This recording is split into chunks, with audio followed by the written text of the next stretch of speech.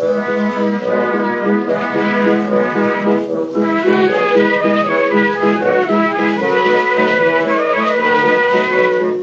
to Loremen, a podcast about local legends and obscure curiosities from days of yore, with me, Alasdair Beckett-King. And me, James Shakeshaft. And James, have you ever been to Stonehenge? Yeah, a couple of times. I bet you thought, I wish this were underground. I bet you thought the worst thing about this is the way it's above ground. Good news, James, I have for you a subterranean Stonehenge. Yeah, a mysterious underground labyrinth that goes by the name Chislehurst Caves. I've visited them as research for this podcast, and now I would like to share with you the Great Chislehurst Cave Mystery.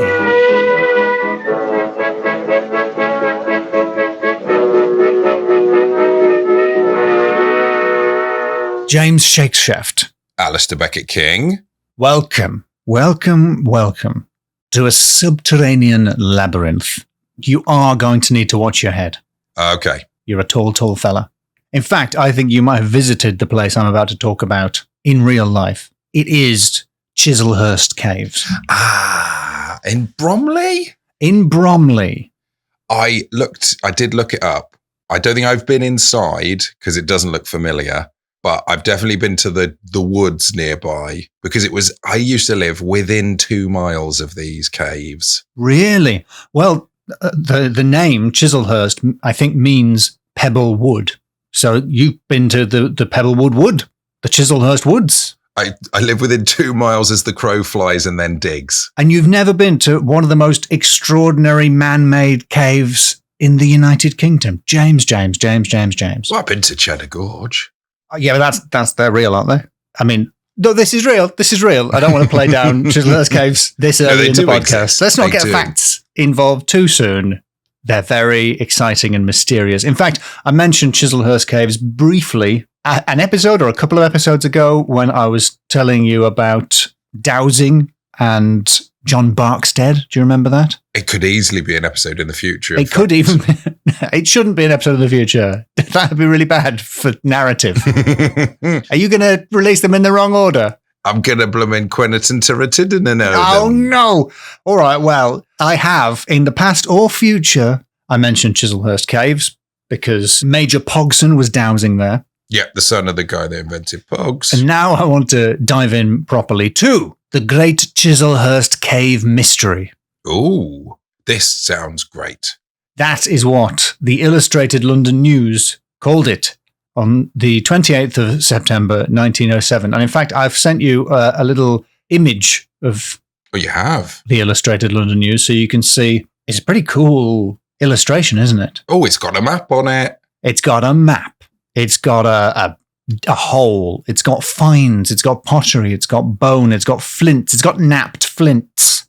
It does. It's got a wild boar's tusk. It's got a secret entrance to the druid labyrinth. It's got an ancient British well. It's got reliefs cut into the chalk walls, probably by smugglers who infested the caves 100 years ago. And remember, that was in 1907, so that's 200 years ago. It's got horseshoe bats, I think they're called, although those are just classic drawing of about bats. Mm-hmm. Oh, it's got the top of a Dean hole. Oh, it's got the top of Dean's hole. It's got the top of Dean hole. Dean hole. It's got a druid altar and the priest chamber. I thought it was priest's chamber, but it's just priest chamber. Oh, singular. Yep, but it's a big load of caves. You can get more than one priest in there. Come on. We've all seen a priest hole. In fact, it's 22 miles of caves. And in fact, you can see, you're looking at this map from 1907. It's not finished. You can see lots of gaps. It hasn't been fully mapped out in 1907. Nobody knows how far it stretches. Some people think it stretches all the way up to the Thames, to Greenwich, or all the way to the coast out in Kent. And those people are wrong, but still, it's quite impressive. I tell you what, though, looking at the middle series, there's a lot of altars. There's a real altar district. There is an altar district. So there are 3 sections on this map you're looking at, the outer series, the inner series, and the middle series. And there are a lot of altars. More on that later. Do we need to translate for Americans? It's the outer season, the middle season, and the inner season. There is another name for the outer, inner, and middle series, which is Saxon, Roman, and Druid. If you walk into Chislehurst Caves, one of the first things you see will be on one of the cave walls, the map that you're looking at now, but in more detail, labelled just like that. Saxon, Roman, Druid. We've got 22 miles of caves. Wow. Cut into the chalk in Chislehurst, which is now, as you say, in Bromley. Back in the past, that was Kent. As far as I can tell, the place didn't move. No. But still, pretty impressive. Well, I think when I lived there, it was Kent, and then it became London. Or, I don't know when it happened, but I think this might be the origin story for my county blindness, Well, it might, I have a feeling it would have been like the 70s. I didn't write down when it became Bromley, London, the London borough of Bromley, but I think it's very possible that in your lifetime, the people who insisted on still calling it Kent died. That's more likely it, yes. Oh, I'm getting really freaked out by the reliefs cut into the chalk walls, probably by smugglers who infested the caves. They are very spooky. Yeah, their faces they're sort of like creepy mask faces carved into the walls because it's chalk. It's quite easy to carve and mine. With irisless eyes. But they're doing the thing where it's like, I can't tell whether it's sticking out or sticking in. I think they stick out. Yeah, it's not like if you don't want an innie face hole that you can pop your face in. No. That wouldn't be right. You want an outie. And it looks like they've started to carve a nude man. And then respectfully stopped as they reached the troublesome zone. And also they couldn't do arms. Their hands are hard to draw as well. So you just want to stick with shoulders, basically. You know where you are there. That's the question you got to ask yourself. Why? The reason these 22 miles of cave were cut into the chalk remains completely unknown. Was that reason to get chalk out of a chalk mine? You decide, James. We may never know what the real reason was. The New York Times called Chislehurst Caves an all-purpose maze deep beneath a London suburb. An all-purpose maze? All-purpose maze. Yes, an all-purpose maze. How many different purposes are there for mazes? You'd be surprised how many purposes this maze has been put to. I suppose the containment of a minotaur or minotaur. Yeah, you're right. That is one of the most famous purposes for a maze. And as far as I know, there have been no minotaurs here. The other one is like to occupy a child at a restaurant by popping one on the back of a menu. It's definitely been used to distract children. Yes. And I can't think of any other, well, apparently to sort of pad out video games. Yeah. Well, again, you'd be surprised how accurate that one is in this case. It occurred to me, I think there's definitely a pun in, it hasn't been used for a minotaur, but it has been used for some miners and tours. So that's like halfway there. Ooh. Yeah. It hasn't been used for a minotaur, but it has been used for a miner too. A miner two? Because it's like a mine or two. A mine or two, yes. Very good. Ideally, we move on. Let's just move straight on. Its many uses are reflected in the names of different parts of the cave. You've got Lumbago Alley, the Roman Well, the Isolation Unit or Isolation Ward, Snowy Way, Cavalier's Passage, and, of course, the Haunted Pool. Oh. That sounds spooky, by definition. Lumbago as in back pain? Lumbago as in back pain. I don't know if Lumbago Alley, is it a low roof? Is there a low ceiling there so you have to bend over to go down it? I don't know why it's called that. I like it. I like the invention. That's funny. That's a good explanation, though, based on not knowing. So they've been around for a while. Nobody is quite sure how long. But at the start of the 20th century, the caves were rediscovered by W.J. Nichols, that is, Mr. Vice President of the British Archaeological Society. Are you saluting, James? Yes. Yep. Sounds like you weren't saluting.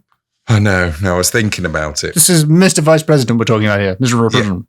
I apologise, Mr. Vice President. Thank you. You've got to imagine what it must have been like. The caves, they'd been known about, but they hadn't been fully explored. And when Nichols was going down there, they were full of sand and loose rock and detritus, and nobody had really mapped them out, so nobody knew how far they stretched. And I can see the illustration showing the section of a cave showing accumulation of sand. Yeah, removal of this might bring to light unexpected relics, and he's basically drawn a circle and then a line about fifth of the way up, and then written the word sand. Yeah, he didn't bother detailing the sand too much. He's done some dots, to be fair to him, but yes, it is. I get the idea. Yeah.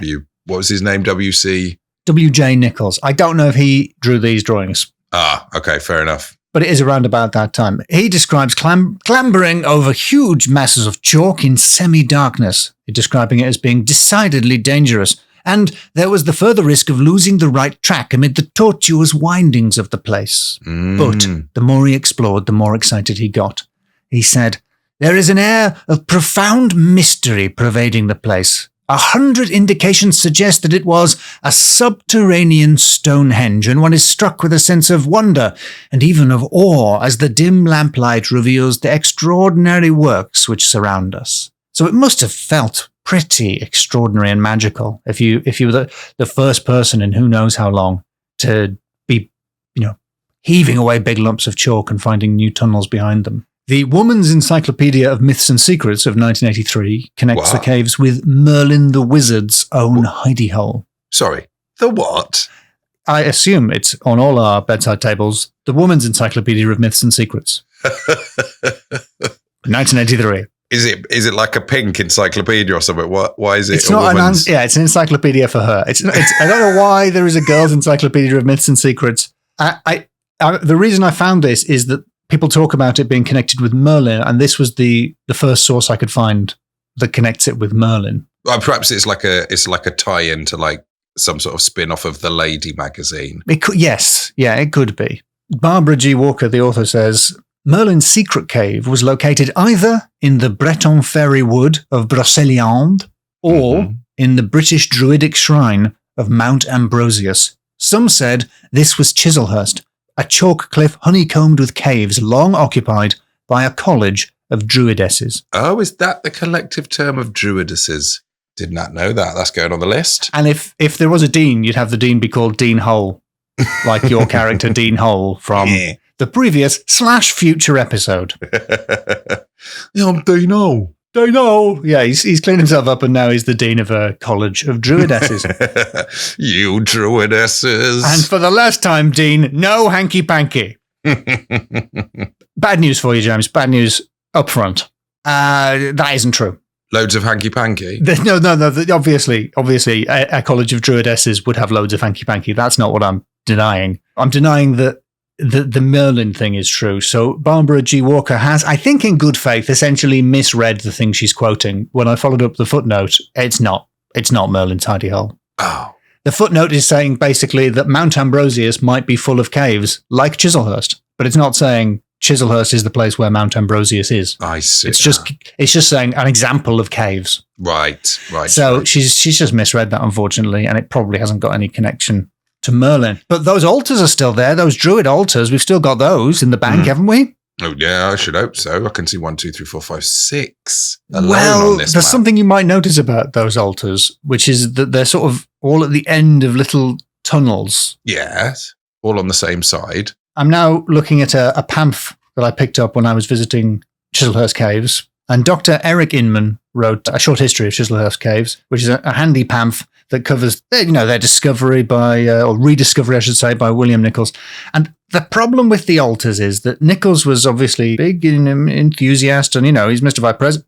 Vice President. He knows his stuff, but he doesn't know much about chalk mining. I'm going to ask you to describe it. Can you describe the sort of altar alcove that you can see? It sort of looks a bit like a window. It is. I suppose it is kind of like a window. Or like a bay window. So you've got the little seat and a bit dug out. Yes, there's a seat or table, which is sort of at your knee height or waist height maybe. And then there's a sort of a hollowed out area above that. Yeah. And the thing is, as far as I understand it, that's how you mine chalk. So you don't start digging at ground level and then dig up into the ceiling above you.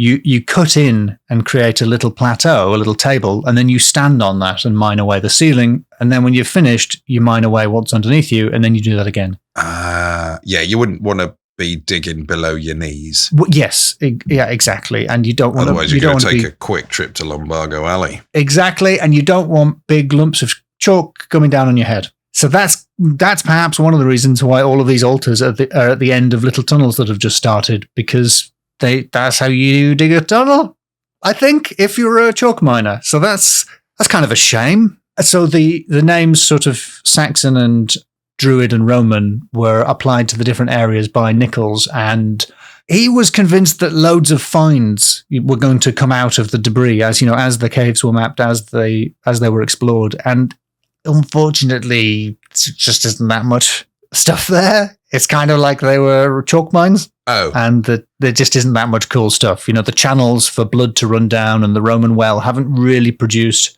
a huge amount of archaeology that backs up his theories. You'd think on chalk as well, the blood would stain. So I briefly got distracted. I looked up Eric Inman, and he's the head of the Pink Pistols in America. The Pink Pistols? Yeah, it's where gun rights meet gay rights. Oh, right. The president. Oh, no, he's not the president. He's just a member. Sorry. He's not even a vice president? No, he's not even Mr. Vice President. Mark Steiger is the... I think this is a different Eric Inman. Yeah, there's different Eric Inman, yeah. I think it's a different Eric Inman. But, okay, I can feel like my supernatural score is dwindling as I speak. So, James, while Nichols saw the caves as a place of worship and refuge for ancient Britons, it might not have been true in the past, but it became true in the future for him, the past for us, because during World War II, the whole cave system became an enormous air raid shelter for thousands of people. Right. Yeah. And it was described as being like a little city underground. It had a hospital. That's why there's an isolation ward. There were bunks. People stayed there. Subterranean Britannica says conditions were amongst the best available, I think by comparison with other air raid shelters, and earned it the nickname the Chislehurst Hotel. The caves were reasonably dry and relatively untroubled by stray bombs. Facilities eventually included toilets, which is just a great sentence. Eventually. They eventually included toilets. Washrooms, a hospital with 7 wards, 2 of them isolation wards, chapel, and canteens. Its size also allowed quite unusual facilities to exist, such as a barber shop, a gym, and a dance floor. New tunnel exits were dug and a shaft sunk to provide more ventilation, which was circulated by large fans. Nice. This sounds quite nice for it. Yeah, the church area is still there with somewhat unconvincing mannequins sitting in the church. It was called the Cathedral of Rocks. Right. In a pretty rock and roll move in 1941, a baby Kavina was born there, or Kavina. Oh, nice. Because she was called Kavina, because, you have a kid in the caves. What are you going to call her? Kavina. What's she going to do? Change her name later in life. Yes. You're not going to call her a man's name like Cave. Yeah. I just probably leaf through the Women's Encyclopedia of Myths and Secrets and just choose a word at random. Oh, yeah, I'm looking at some of the old pictures. After the war, it became a music venue. Wow. And famously, Jimi Hendrix played there in 66 and 67. But according to the Jimi Hendrix. But when I was there, the tour guide explained, I think trying to put a little bit of spook into the story, Jimi Hendrix came and played there, but he didn't really like the vibe. He sensed something was off. The way musicians are more in touch with this sort of thing than the rest of us. Yeah. And after he had performed, he didn't hang around. He just left immediately. James, there are a lot of ghosts. And it's weird because we're kind of dealing with an oral history here, because it's been a place where people come and visit. It's been a tourist spot for a century. Not a lot has been written down about it. And so the ghost stories have been told from sort of tour guide to tour guide to tour guide over the years. I didn't want to correct you earlier, but you misspoken. It's tour guy. Tour guy. I'm sorry, it's tour guy. Yeah. It's minor tour guy. So loads of people have played there. Apart from Hendrix, there's Bowie and David Bowie. The David Bowie. David Bowie. If only one of us could do an impression of him. And who knows? Maybe Harry H. Corbett went there as well. We don't know. This is such a dirty, dirty cave. Half of this cave, I'm going to draw a line down the middle of this cave, and half of it will be yours, and half of it will be mine. I don't care. That was, yeah. What's his name from Roxy Music? Yeah, I don't know. Lou Reed. That's who that was. Iggy Plop. I found some of the mannequins in the gallery. Yeah, the mannequins are quite scary. Yeah, the bunk bed mannequins. Yes. So these are people who are sheltering from the Blitz, who've gone there to live in bunk beds. And I think people were almost living there full time in many cases. One of the bunk bed children mannequins has got got a bit of a Bowie vibe. He's got a little of Bowie about the face. The haunted pool, James. There's a haunted pool. I mentioned it up top. It's haunted. And I've read about this in James Wilkinson's Ghosts of Chislehurst Caves, another pamphlet, I should say, as well as News Shopper, which covered it in 2004. They said, in the 1800s, the body of Mary Jane Beckett, murdered by her husband, was found in the cave's 15-foot deep pool, and it is believed she has been seen wandering the caverns ever since. That's vague. The 1800s was a long period of time. I was pleased to see James Wilkinson mentions he can't find any record of Mary Jane Beckett's murder. Neither can I, separately looking for it without realizing he'd done that. It's the kind of thing where if someone was murdered in the 20th century in Chislehurst, you might think that it would come up in a newspaper or something. Especially since we have the full name of the person, who is also the main character of a series of novels from that time, Mary Jane Beckett. But anyway, maybe it happened, maybe it didn't. The point is, there's a ghost there, a grey lady, she appears as, or a mist near the pool. Now, according to Jimmy Wilkes, James Wilkinson, tour guy, or in this case, gal, Michelle Baxter, saw the grey lady twice. Different times. The first time she wasn't even a tour guy. She was just a civilian, I suppose. The first time she saw the grey lady standing at the pool, and the second time behind her, always the same distance away as she moved around the caves. Right, like a shadow. Here's what Michelle said. Not like a shadow. Okay. Like a grey lady. Like a grey lady. James, this is getting very spooky. I need you to believe a lot of what I'm going to say now. Okay. Otherwise, I'm getting nothing for supernatural here. Once, while backing up a tour, the most incredible thing I have ever seen here happened at the pool. I first thought that it had to be my imagination. It was so strange. I saw a pair of hands had come out of the pool and were holding a baby aloft. I couldn't understand what I was seeing, as there is no story that links it or anything. I looked twice, feeling quite nervous, but couldn't see it again. So that was Michelle Baxter's baby held aloft ghost. That's quite good. Yes, definitely. So those are some of the ghosts of the haunted pool. There's the lonesome navvy. Another tour guide, David Duker, was giving a tour, and one of the people on the tour asked, "What's that man doing over there?" Sorry, I'm trying to get the accent of a person from Kent. That's good, yeah. "What's that man doing over there?" That's all right. I mean, they lived in London for a while, but that's okay. Normal. Yeah, maybe. I think I might be doing, Dickensian Cockney more than Kent. Someone said, "Excuse me, what's that man doing over there?" And he looked and saw a middle-aged man with a receding hairline or bald head. I could see his head quite clearly because the light from the top of a doorway seemed to reflect on his forehead. He was wearing something like a donkey jacket and a hooped sweater with black or blue heavy trousers that resembled jeans, and he had dark shoes on. He looked like he had just come off a building site, like a navvy. David Duker looks away. A moment later, gasps from all around. The people on the tour, 14 or 15 of them, have just seen that man vanish before their eyes. Whoa. Yeah. So Duker comes out of the caves feeling a little bit shaken, and he runs into Old Man Gardner, also mentioned in the past or future episode. I think it's probably the same James Gardner who was burying gold coins down there for old Pogson. OMG, it's Old Man Gardner. Yes, he was visiting. David Duker ran into him sitting outside and went up to him and, I quote, apprehensively said, "Oh, I think I've just seen a ghost down there." He says, "I tried to say it in a jokey way in case he thought I'd gone mad, but I felt unnerved. Before I could describe this figure, Mr. Gardner said, 'Oh, down by the isolation unit, was it?' And then Gardner told his story. "I was called out one night because the police had received a call regarding strange noises at the caves and found the old entrance to the caves had been broken into. It was in the night, and I called a party of other guides to the caves to help me search for the intruders. We had a good look around the caves, but didn't find anything. But about 2 weeks later, the decomposing body of a man was found by a little wooden hut.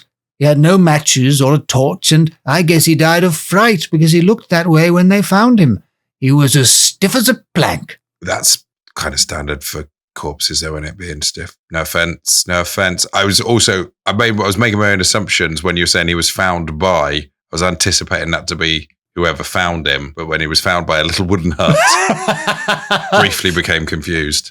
Well, I thought that would be chilling, but you've anthropomorphized a hut. I did, which sort of takes the edge off. A hut. But yes, that guy with a look of terror on his face, a rictus. Yes, exactly. Needless to say, James, do I need to say it? When Gardner describes the clothes the dead man was wearing, they were exactly the clothes that David Duca saw. Classic navvy wear. Classic nav. I don't know that this would have been like the 80s. I don't know that we have navvies in the 80s or 90s. We do need to explain what a navvy is, because I think the young people nowadays might be imagining one of the Na'vi from Avatar, from the Avatar series of films. It's more like a roadman, isn't it? A navvy? Yeah, I think so. A navvy is a labourer, I think mostly Irish in the 19th century, who, people who were used principally for like digging trenches for canals and railway, I think. Those are navvies.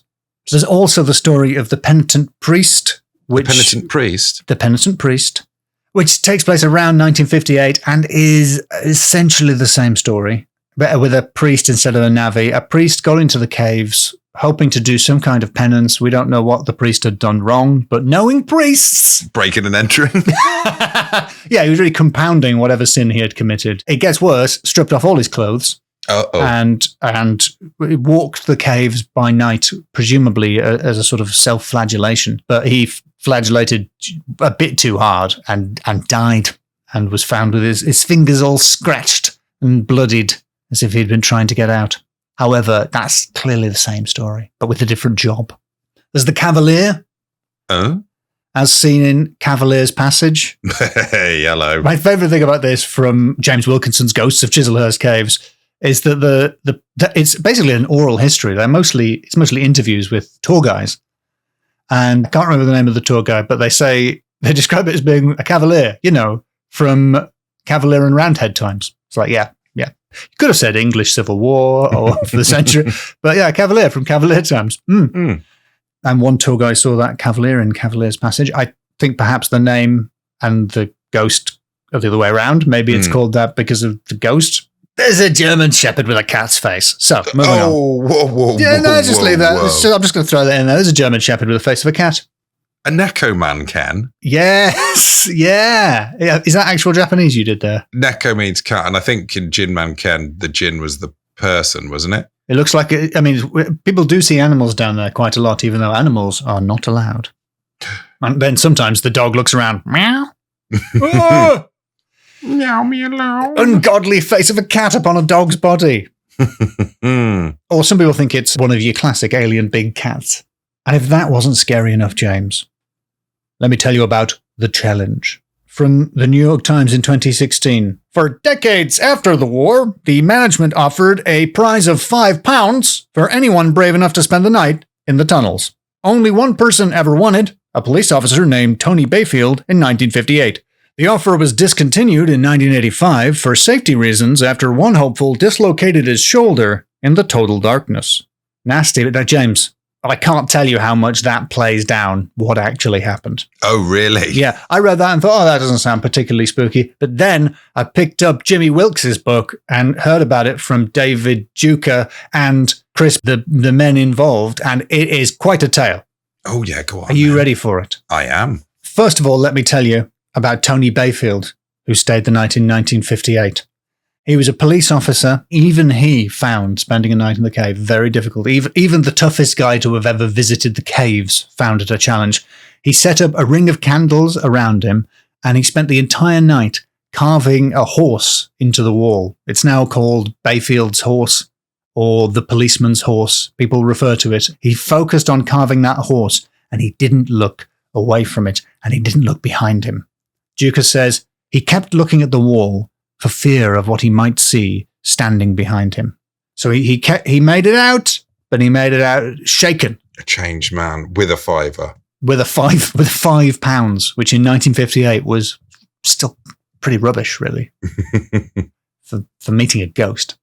Dave and Chris decided to recreate the challenge in the 80s. They got permission from Annie Reiki, who was the boss at that time. She wasn't keen because, it's dangerous. They didn't really do that sort of thing anymore. She was persuaded. And just to be clear, the price had not gone up. Really? From the 50s to 80s. It's still a fiver, I think, at this point. So it's hardly worth doing it for monetary reasons. The rule was that they were going to spend the night at least 50 feet apart from each other. So they weren't allowed to sort of, scare each other or comfort each other. The idea was for them to be separate and in the caves. Dave went to the carved horse, Bayfield's horse, and Chris went towards the pool, the haunted. Now, there is a tape recording of this, and apparently it picks up, as they go to bed, it picks up, the usual, the buzzes and the crickles and cracks and pads and thumps, until a scream. There's a terrible, terrible scream echoing all through the caves. If you go there now, they have a big sheet of metal hung, which they'll hit with a big hammer. Doom! And you can hear how it takes, it feels like several minutes for the echoes to dissipate as they, the noise just carries on and on and on all the way down the cave. So you can imagine how a scream would sound in the middle of the night. David Duker fumbles his way out of his sleeping bag and tries to find Chris. And when he finds him, it hardly resembles his friend. I'm going to read now. He opened his eyes and looked straight at me, and his face wasn't like Chris. The face was taut, and cracks appeared in the skin, like a very old man's face. Chris's face was usually plump, but now he looked ravaged and emaciated. His eyes were the worst, completely red. They glowed like red light bulbs. He was looking right at me. A really horrible-looking face. All right, this is your mate. So He ran to the door. Chris had locked them in. He didn't have a key. He had to call Annie and Abraham, who was working there, to come and unlock and let them in. And then all three of them went back in to try and get Chris. And when they came back, according to David, Chris was running about on all fours like some kind of cat-faced dog. Annie doesn't mention that part of it, but she does corroborate that when he looked at her, she saw glowing red eyes. Chris, on the other hand, remembered nothing until he was in Queen Mary's Hospital with someone doing something to his arm. And he has no memory of anything that happened that night in Chislehurst Caves. He dislocated his shoulder. It was a bit dark down there, dislocated his shoulder. While scuttling around on all fours. Yes, he was just going for a late night scuttle. If you have difficulty sleeping, what are you going to do? Just scuttle about. But that's what they say to do, isn't it? You sort of reset yourself by having a scuttle and brushing your teeth and going back to bed if you can't sleep. So that, James, was the last time the challenge was ever faced. Do you think you could do it? For £5? For a cool £5? Yeah, for a sweet 5 Gs, if Gs are pounds and not thousands of pounds. I don't know if I'd want to now. I'm a bit scared.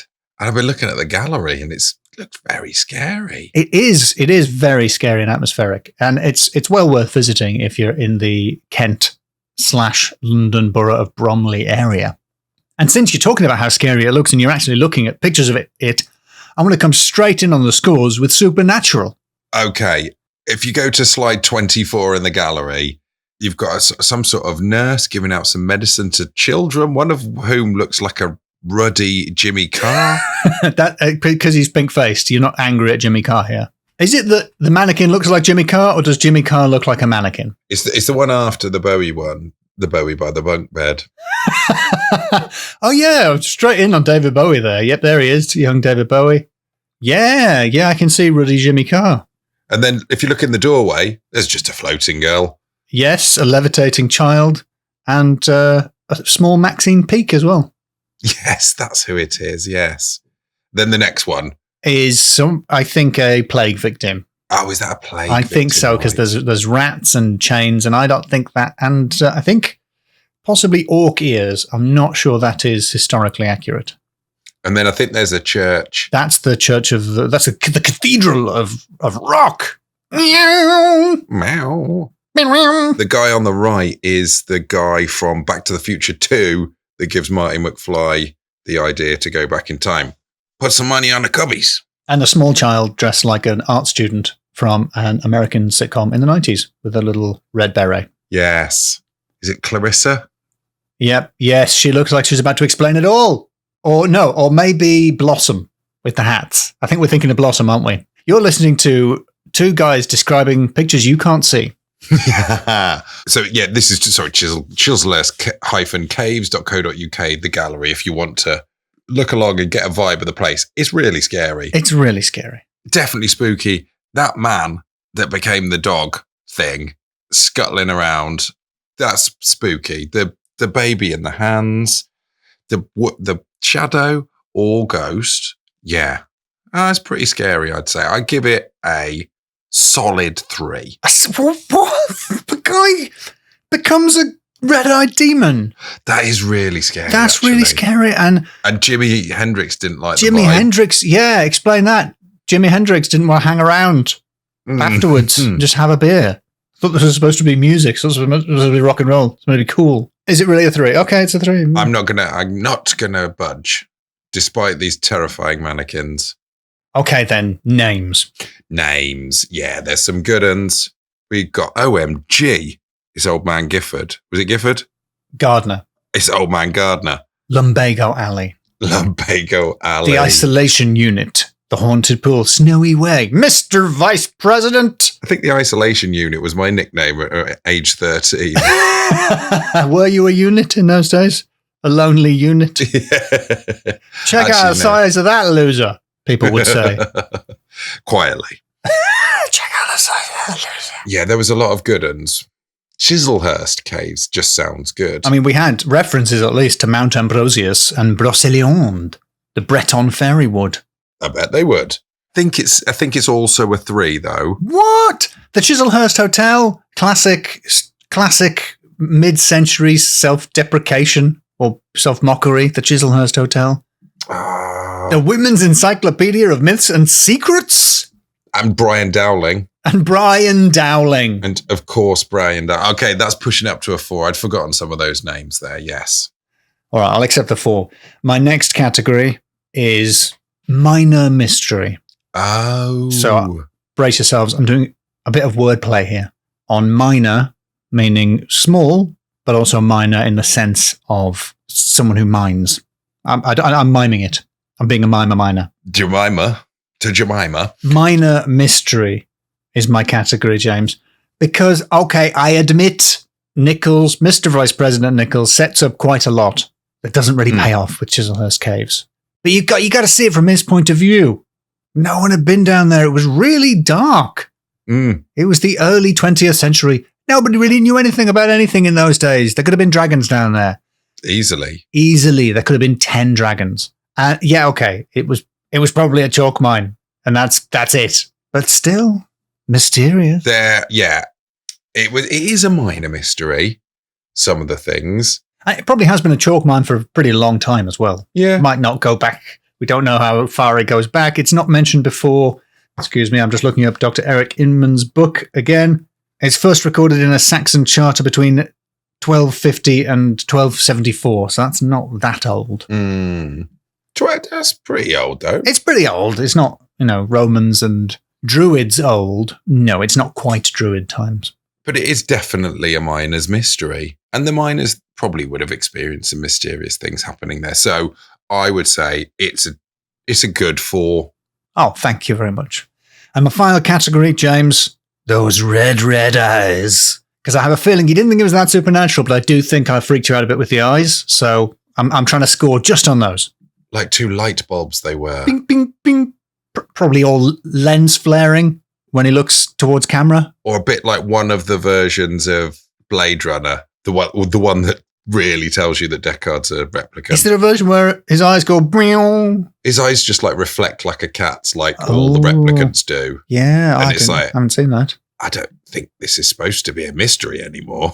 It's like that. But instead of being a replicant, he was a dog with a cat's face. A scuttling around man. Scuttling around guy. And his face went from podgy to taut and with cracks in. I don't know, but podgy feels pejorative, James. This is a real guy we're talking about who was scuttling around like a beast. Plump was the much more pleasant term used by David Duke. Yeah, he went from plump to emaciated, ravaged, aged. That was really scary. And he scuttled around so hard he dislocated his arm. We, as far as we know, that's what happened, yes. So I think that is a 5, even though I could be a real Loremen what's the word? Like a stickler to the law. I'd be like, well, there are only 2 red eyes there. You could. Oh, wow. Okay, well, you're giving me the benefit of the doubt. It's full up of terrifyingness. Oh, well, thank you very much. And James, I'm going to remember this, and you can call this favour in when I am scoring you like 2 or 1 in the future. All right? Hey, okay. I'll pop that in my pocket. Just pop that in your back pocket for later. People might have to remind me it's alive. Yeah, just pop that there and forget about that, please. Yeah.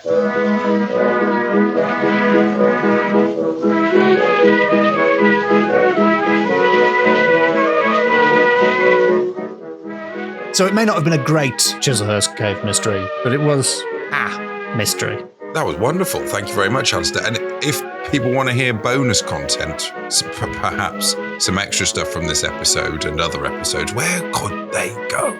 I would suggest they wend their way through the labyrinth of the internet to patreon.com/loremenpod. Yeah, and they'll be rewarded with bonus episodes and access to the Lawfolk Discord to chat with like-minded lawfolk.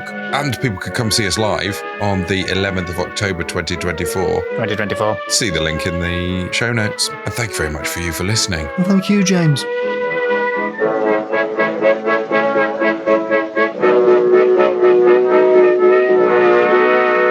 I feel like we should mention, because people will probably mention to us, that a Doctor Who episode was filmed there. And Doctor Who was filmed there, but I don't think Doctor Who fans are particularly known for pedantry or bringing it up apropos of nothing.